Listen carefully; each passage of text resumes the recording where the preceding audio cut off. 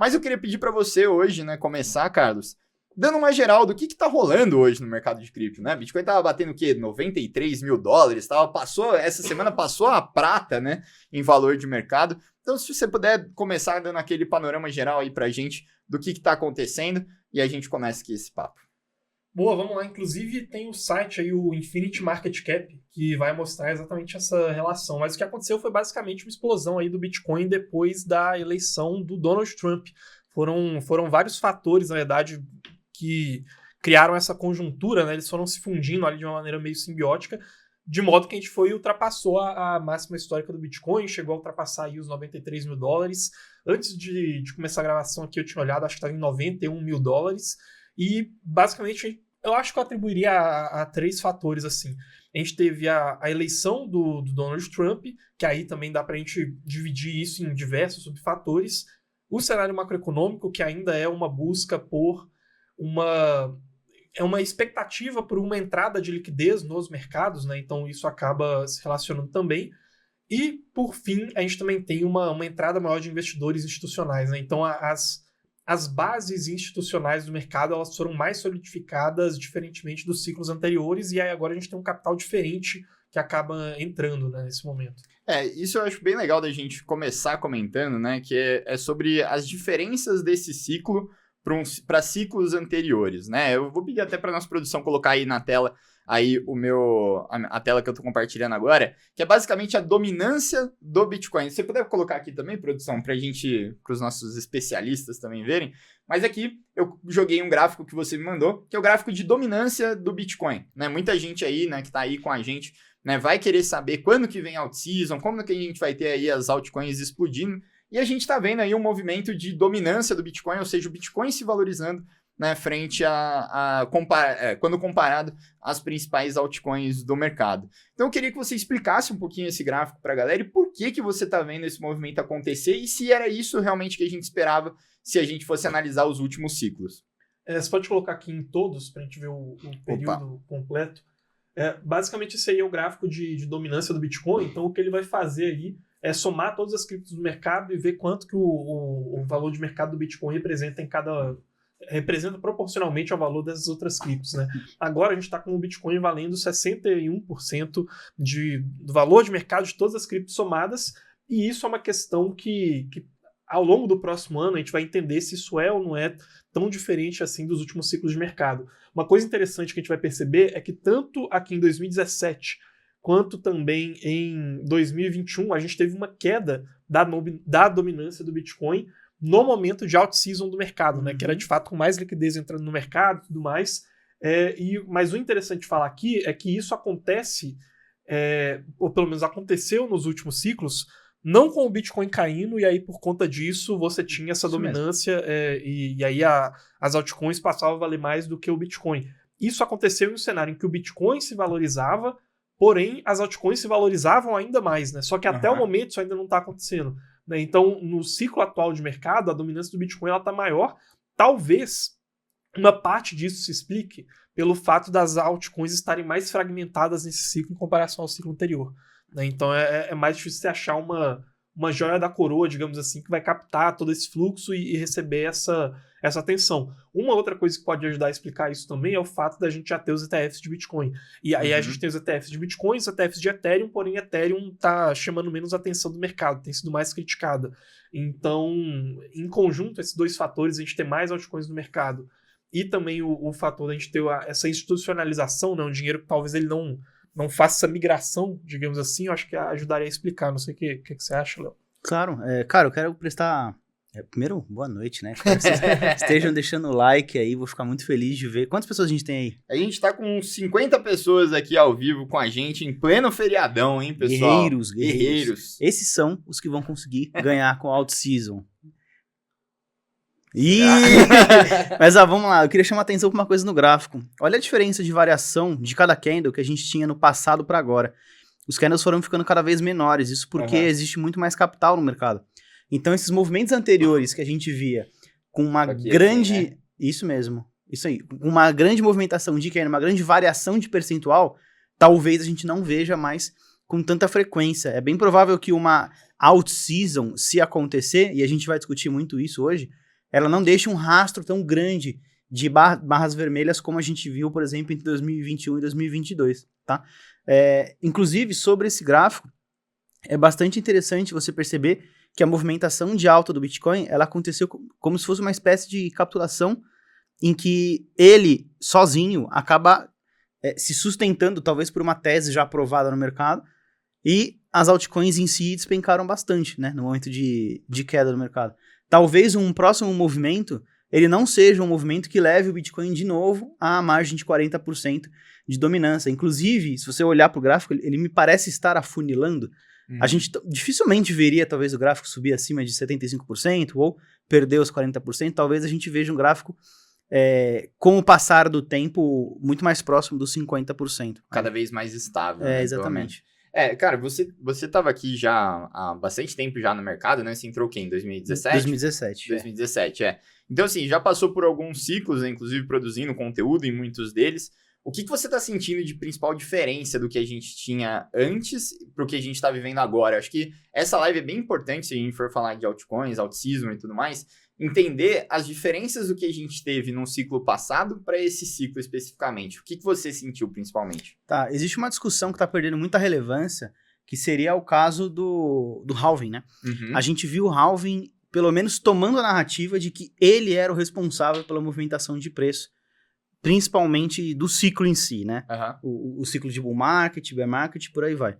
É bem provável que a gente não tinha só o halving atuando, talvez até um pouquinho de eleições americanas ou outras coisas que a gente considerava menos, ou realmente a diferença do impacto, tá compartilhando a tela toda aí. Opa, vazou aí. A diferença de impacto, ela pode ser talvez muito... atualmente pode ser muito menor, porque talvez a relação de nova oferta, né, nova queda de oferta seja menor em relação ao que a gente via anteriormente, tá? Então, se isso produzia de fato algum tipo de impressão no preço, isso diminuiu bastante. E um outro ponto interessante sobre essa mudança do momento de ciclo é que o capital atual que está dentro do mercado, ele é um capital que ficou girando durante alguns anos entre si, né? De novo, eu não lembro quem que usou essa metáfora, mas foi muito boa, que é o lance do aquário. Mano, tinha uma quantidade de água no aquário e alguns peixes, e eles ficaram mudando de casinha, mas são os mesmos peixes, ninguém colocou mais água, ninguém mudou o aquário e também ninguém colocou novos peixes, que são novos players. Eles às vezes até mudaram, nasceram outros peixinhos, enfim. O ecossistema do aquário ficou muito parecido durante muito tempo. Uhum. Então, isso mostra que talvez o mercado ele se amadureceu o suficiente para agora, talvez, com esse próximo passo da regulação, receber novos entrantes, né? Novos dinheiros, digamos assim. Uhum. Faz sentido? Eu acho que a gente ainda não teve, de fato, ainda uma entrada de liquidez tão grande no mercado. Então, eu acho que faz sentido o que você falou, da gente ter outros fatores que estão relacionados com isso, em especial a questão política, né, igual você comentou. E essa questão, ela tá, pelo menos por enquanto, né, a narrativa dela tá muito intrinsecamente relacionada ao Bitcoin. Então, não tem tanto dinheiro novo na praça, assim, né?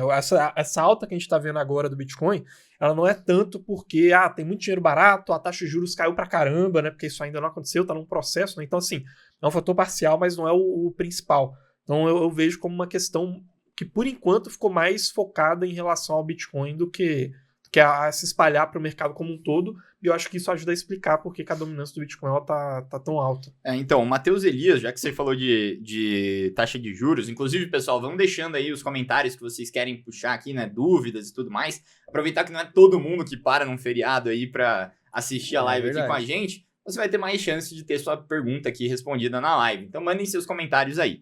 O Matheus Elias, Carlos, ele falou o seguinte: Carlos, uma possível cessão no corte de juros americano poderia desanimar a alt-season? Então, assim, qual que é a nossa visão primeiro, né?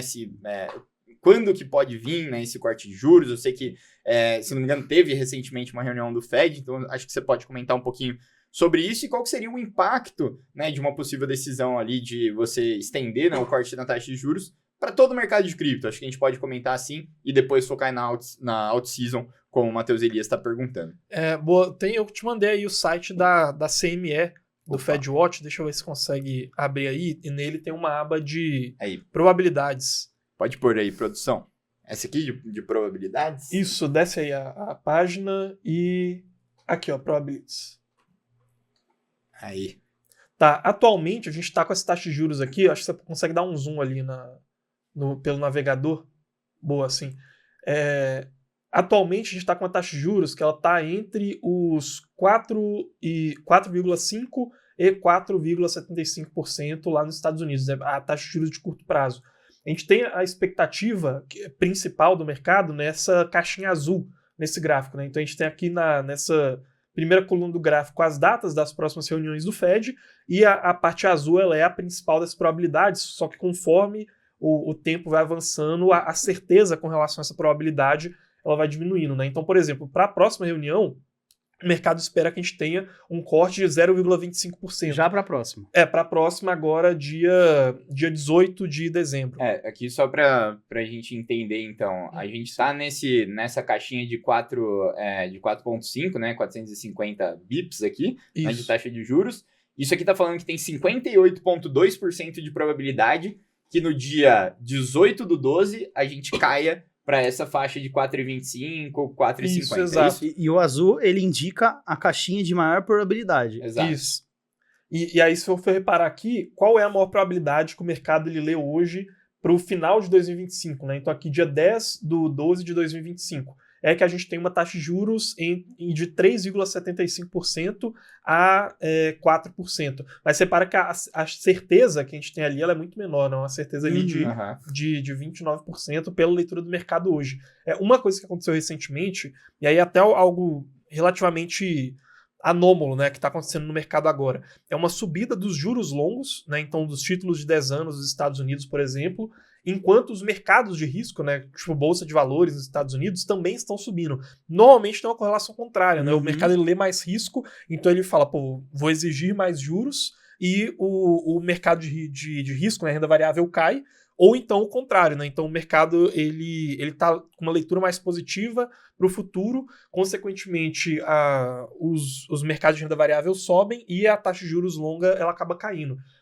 Essa anomalia que a gente está vendo agora de juros longos subindo, uma expectativa de corte nas taxas de juros que deu uma leve corrigida, e ainda assim o mercado subindo tem a ver com a eleição do Trump. Tá? Então o Trump ele tem sido visto como presidente mais pró-crescimento, porém também pró-inflação. Né? Então ele tem sido lido dessa maneira pelo mercado.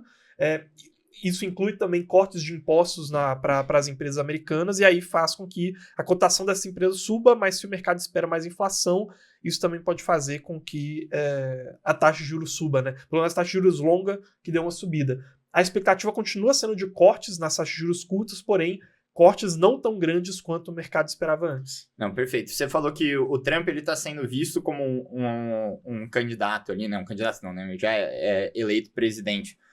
Mais pró-crescimento e pró-inflação. Como que a gente traduz isso para cripto? Isso é bom, ruim, cada um desses pontos? O que isso significa? Tenta explicar como se eu tivesse 5 anos. Tá, pró-crescimento, vamos lá. Tá. Mas isso tende a ser positivo, porque a gente tende a ver mais liquidez no mercado, mais dinheiro na praça, tá? Desde que não seja tão bom que comece a ficar ruim. O que eu quero dizer com isso? Desde que isso não comece a provocar uma inflação no mercado, as coisas começam a ficar mais caras, o Fed não consegue cortar tanto as taxas de juros, e aí, na verdade, isso gera um efeito contrário. Né? A gente tem menos dinheiro disponível na praça, menos dinheiro para ser investido no mercado de cripto. Então, continua naquela corda bamba que o Fed já está durante todo esse ciclo aí de mercado, que é essa luta ali entre, de um lado, inflação, do outro lado também não desaquecer tanto a economia ao ponto que ocorra uma recessão. Porém, nesse momento, como a economia dos Estados Unidos está muito aquecida, e os indicadores têm mostrado isso, então o mercado não está com tanto medo assim de uma recessão, a gente volta parcialmente, talvez, para aquele cenário de que uma notícia positiva demais, talvez, na verdade, não seja tão boa, porque poderia indicar uma inflação maior, entendeu? Gostou desse corte aqui? Então clica no primeiro link aqui na descrição para a nossa live exclusiva com as 10 previsões para o mercado cripto em 2025. Live da Bola de Cristal, dia 24 de novembro, às 3 da tarde, totalmente gratuito. É só clicar no primeiro link da descrição agora e marcar o seu lembrete para você ser ativado pelo YouTube quando a live começar, e eu te espero lá. Valeu!